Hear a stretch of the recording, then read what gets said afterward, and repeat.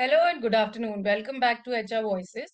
On this show, we gather opinions and insights from national and international HR leaders on the current issues and topics in HR. Today, we are tackling a massive question that every business leader is asking. How do you build a workforce that can thrive in tomorrow's interconnected and borderless world? We are not just talking about hiring, we are talking about upskilling, remote working, global scale, cultural fluency, and future proofing talent. Joining us today to explore the topic of building the next generation of global workforce is Anurag Malik, partner and national leader, People Consulting EY India. Anurag also leads EY's organization and people field of play for Europe, the Middle East, India, and Africa, which allows him to drive the growth of EY's people consulting solutions across these regions. Here's the conversation. Hi, Anurag. Good afternoon. Welcome to HR Voices. Thank you, Bilquis. Thank you for having me here. Good to have you with us today. Today, we are talking about building the next generation of global workforces. And with your extremely rich experience, it will be a good idea to have conversation on various topics which can, overlap when we talk about creating global workforces. We want to first of all start with skilling. There is a paradigm shift in the skilling that we see in the corporates now. Many companies are moving from a role and job based to a skill based operating model. So, what specific strategic advantages does focusing on skills bring to the workforce planning and talent mobility in the organization? What is your view about it? That's absolutely correct. In the last few years, when we've been engaging with clients, and actually this is true across sectors, there's been such a lot of focus on what organizations have started calling building a skill-based organization. That it's taken. I think it's got multiple advantages. Uh, Number one. I think the kind of agility it builds in terms of the workforce planning in the organization is incredible. I mean, moment you take away uh, resourcing, hiring, promotions just based on rigid job descriptions, which is traditionally the case, to skills, I think the agility, the speed with which you can think about workforce planning, managing the shifts in the skill mix of the workforce is incredible. That's number one. Number two is Bilquis, you're absolutely right. You spoke, you mentioned the word internal mobility or talent mobility. Uh, I think creating a skill-based organization does a lot to internal talent mobility.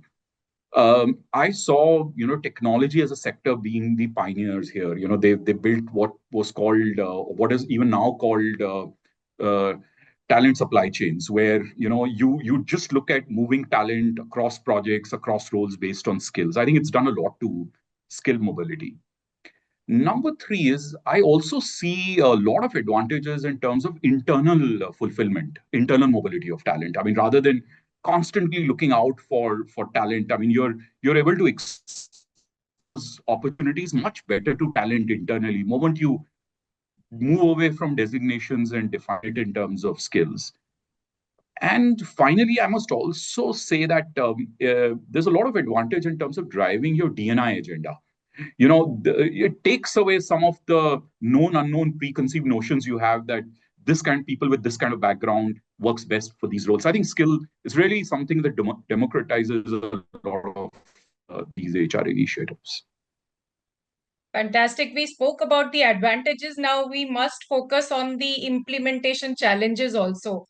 What are the biggest organizational hurdles that you feel are present, be it technological or cultural, in creating and maintaining an accurate dynamic skills inventory across the enterprise? You're absolutely right. They're both cultural and technological. The cultural barrier is easy to appreciate. I think in India, across sectors, we've all seen tenure-based grade structures. We've always associated jobs with these are the number of experience required for this job. You need to have this kind of seniority. So moving from that mindset to a skill-based mindset which says tenure actually does not matter. The pedigree of the person does not matter. It's purely skills. It's easier said than done, no doubt about it. And especially in, large organizations that have, huge legacy of people having moved, taken on mid to senior roles. So cultural challenges obviously there. I also think there are technological challenges. Today there are so many organizations, technology companies, startups that offer skill based platforms. But offering those platforms is one aspect. Ensuring that they get integrated with the HR management system of the organization that really enables careers and movements. Ensuring that the data from the skill based platform is really being used by organizations for decision making. So there are some of those technological challenges, but I must confess, I think the speed with which organizations are moving towards a skill based future, I think it's incredible. Fantastic. We also know that the times are changing very fast and the reskilling strategy has to catch up with that. How do you identify the critical skills that will be obsolete in 3 years from now and which ones will be very, very essential for the organization? And how should the people Yeah. strategy ensure reskilling programs to continue to stay ahead when the times are changing so fast? Absolutely. Again, the answer lies in technology, Yeah. using technology well. So my experience, Bilquis, is that there is a way of using external data to provide you inputs in terms of what kind of reskilling needs to be done, and also internal business priorities. Let's start with external. So again, since we just spoke about technology today, there are enough platforms, applications available that can help you uh, get an external perspective, a market perspective on what is the change in skill mix. I mean, you can pretty much take 20 unique job roles and say that let me look at my kind of organizations, similar comparable organizations outside, and look at what's data available in terms of changing skill mix. You can look at job descriptions that are being published by those organizations. You can look at job vacancies that are being published. You can look at their career portals. You can use look at using their data to identify trends over a 3 month period, 6 months period, 12 months period. What's the change in the skill mix that these organizations, your comparable organizations, are asking for, and give you very clear trends in terms of which skills are trending, which skills are becoming more prominent, which skills are decreasing in terms of relevance. So that's using technology to crawl, scrape data, look at external perspective. I think as important is also the internal perspective, understanding your business priorities, from a 2 year, 5 year perspective, looking at what's the skill mix, the right skill mix required to support those evolving business priorities. And I think it's a combination of the two that really should inform your skilling strategy. In terms of the second part of your question, so how does it become relevant? Then ensuring that once you identify your skilling priorities, ensuring that that gets converted into the right kind of learning interventions. It could be training programs, it could be e-learning modules, it could be projects, ensuring that they are personalized, ensuring that their long-term career journeys, typical best practice interventions that organization take on when they're looking at recalibrating their skilling journey. I think a lot of those are the ones that work. Fantastic. Our conversation cannot be complete if we do not talk about AI in reskilling. So, how is AI Absolutely. currently being used to personalize the learning paths and identify skill gaps at scale? And how do we accelerate the enterprise-wide, reskilling required when we speak of technology and AI? You're right, Bilquis. I mean, AI is having a big impact on the HR function. And if I was to pick the top two or three, I would say number one area of impact is obviously hiring, sourcing and hiring. But number two is learning and skilling. So I see impact of AI on almost all aspects of skilling. And I mean, you spoke about personalizations. So AI today can be used in terms of very quickly assessing the skilling needs of an individual, right? And the power of the technology that's evolving is such that you don't even need invasive assessments of an individual. I might feel uncomfortable I have to go through a proper assessment. Today, AI can use information that is available about me. It can take in from my public profile, my LinkedIn profile. If organization can allow my data of learning that I have consumed over a period of time being made available, type of projects that I've done. So today AI can use multiple of these inputs to come up with a view that Anurag, as an individual, in his current role or future roles, what are the skill gaps? That is number one, and that's personalization. Number two is once AI can be used for identifying. AI can also be used to identify or recommending and personalizing what are the combinations of interventions, skilling interventions that Anurag needs to undertake. I think it's brilliant in terms of recommending interventions. Today, because the challenge is not of availability, the challenge is of abundance. I mean, the Right. amount of content available is unbelievable. So AI can help identify that out of thousands of modules, which are the most relevant and personalized to me. That what we call in our HR parlance learning journeys, the combination of learning content that Anurag should use and personalize. And number three is even in terms of informing Anurag over a period of time, how am I doing on my learning journey? Watching what does Anurag like to consume? Does Anurag like micro learning modules? Does Anurag like reading? And calibrating, AI calibrating my learning journeys accordingly. I think these are very exciting times when it comes to using AI for some of these applications. Great. That's wonderful to know. Now let us shift the focus on HR. How is AI impacting HR? And how, beyond automating administrative tasks, how is AI fundamentally changing the strategic function of HR? And do you think that AI, there are certain skills that the HR people need to know better than the others? What is your view about the role of AI for HR specifically? Oh, absolutely. I just mentioned that I'm seeing very significant impact of AI on the HR function. Uh, you said let's talk beyond administrative or automation impact. Fair enough, but let me just recognize that point that AI is having a very significant impact on automating a lot of the manual administrative tasks, etc. But beyond that, I think what AI. Okay, let's go one level deeper. Let's talk about agentic AI using agents in HR. I think today, any process that you pick up, we just spoke about learning. Let's take another area. Let's take rewards or compensation.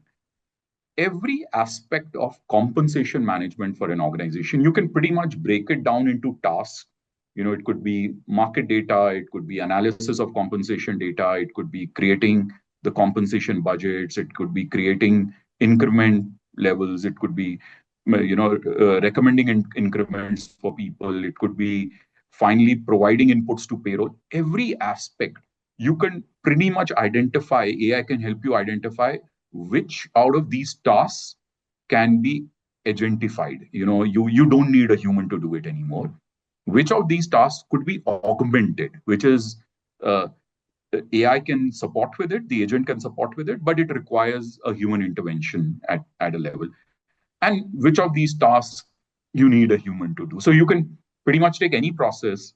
And what we are seeing is almost every process, about 40%, roughly, it could be lesser or more depending on the process, could be agentified. That's the 40% could be agentified, and maybe 20-30% could be augmented. That's the level of impact it's having on the HR function.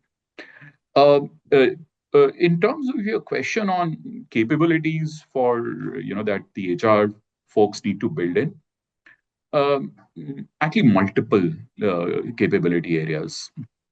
Uh, Data science. A lot of people talk about data science as a separate standalone specialization. Today, HR has evolved from HR personnel being people who give you perspective or handle queries or recommend things to provide perspectives based on data. So ability to understand data, analyze data, build perspective based on data, I think it's a very core skill for HR folks. I think the second is I would talk about it as today HR in since we're talking about AI has a very meaningful role to help in augmenting organizations' capability around AI. Now, for HR to do that, it's very important that HR folks are up to date on what's happening in AI, what kind of capabilities need to be built at different levels in the organization, ensuring that those kind of programs are being made available to people. HR driving the overall AI upskilling, reskilling agenda. I think that level of awareness, understanding, depth is extremely, extremely critical. And I think number three, as we talk more about AI, HR also has a role to be the conscious keeper. All of us know there are potential challenges like biases, that AI brings in. You need to take care of ethics. You need to ensure that given the data we're talking about, the right regulations are being followed. I think HR also has a role of being the conscious keeper, the regulator, the policy handler across these areas. So variety of new skills that HR folks need to build. Fantastic. We now need to come back to what we actually want to discuss, which is the global workforce models and Right. cross-border structures. So, how are the traditional global workforce models, which are like local offices, centralized hubs, how are they evolving into truly cross-border remote working structures? What is your experience of working with these kind of structures? Bilquis, I think that evolution started 5 years back, or really got accelerated when we came out of COVID. Post-pandemic. Yeah. Absolutely. So it's something that's got really accelerated, and today, in fact, we see a lot of that settling in that. Geographical boundaries don't matter. You could have teams, you could have people based anywhere. What is most important is skills. Where are the people with the right skills? I think that process really got accelerated 5 years back, and now it's settled in. I think it's most organization. There are no mindset barriers or no geographical barriers that work anymore. I think that is number one. Number two is today, over the last few years, technology has also evolved. So we know that to support this kind of a cross-border working, there are cloud-based collaboration platforms that have come up that really enable people or teams to come together from anywhere. We've really seen organizations move talent away from what used to be traditionally called hubs into Yeah. networks. You don't need hundreds and thousands of people sitting in your London or your New York or your large Delhi offices. It's now more network structures that has got evolved. So those are some of the changes that we've only seen grow faster. We also see that when you have geographically diverse and dispersed workforces, there is a kind of cultural disconnect. Do you feel the cultural disconnect exists, and how is HR trying to cope up with it? What does HR need to do to bring the people culturally together when they're working together? The interesting part is that as we've moved away from the traditional office-based system, working to hybrid, cross-border geography. Interestingly, Bilquis, cultures have got better. If I was to just look at organizations that measure culture, tangibly look at how the culture is evolving. Interestingly, culture scores have got better if one was to quantify culture over a period of time. I think most organizations have made a serious effort to do that. And to answer your question, I think leaders have really looked at uh, rituals. Yes, the traditional way of meeting people, addressing people in office in large town halls may not no longer be as valid, but using a very clear cadence of people getting people together in a virtual environment, storytelling, talking about the organization, irrespective of whether you're based. I think leaders are doing that very well. What's also very important is authentic communication. That as leaders, if we're not able to personally connect, and physically people may not be together, how authentic, how consistent, how transparent is our communication? as people work across geographies, across borders. I think some of those factors are very important in terms of building and growing the right kind of culture. Fantastic. I have so many questions, but we are very short of time. But there are two very important questions which I will not leave. One is that what is the single strategic topic that keeps you as an HR leader? You have worked with many organizations also. What keeps you most focused when you're planning for the next 5 years? That's a great question. Maybe, I mean, my response is being impacted by what's been happening globally in the last maybe 6 to 12 months. But I would say workforce adaptability. So helping, I'm a consultant. I work with organizations and helping my clients build a more adaptable and resilient workforce. A workforce that is is resilient or is becoming more and more resilient to both technological shifts and geopolitical shifts. I mean, I'm just picking two. I think that's the most important topic today for an HR leader. Yeah. So, talking about the geopolitical situations, if you could redesign one aspect of the global employment system today, what would it be and why? Hmm, if I could redesign one aspect, okay, because if you allow me, I'll not make I won't pick a global system, but let me stay with an India example because I'm very, very passionate about this. Uh, Most of us HR folks, we talk a lot about the organized sector. So people who are, working in large corporates, have clear roles, jobs, etc.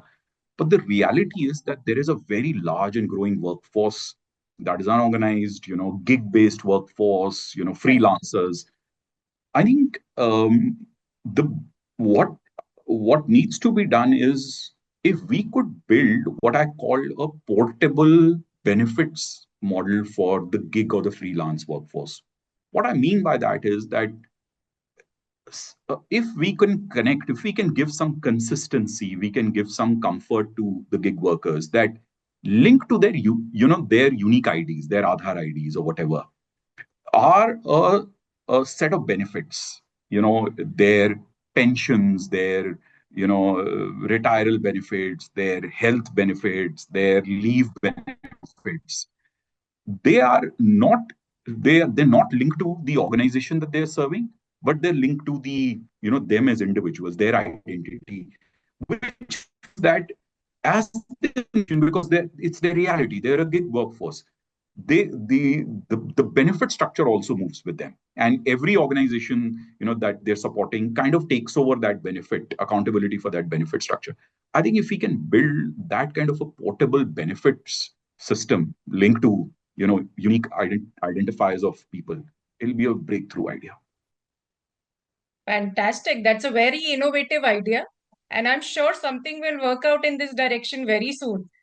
Thank you so much, Anurag, for talking to us today. And it was lovely to have you with us today. I know, my pleasure. Great questions, really great questions. I hope some of my ideas, thoughts, experiences would be relevant to our audience. Thank you so much Very, for having very relevant. me. Thank you Thank you. so much. Thank you. Bye.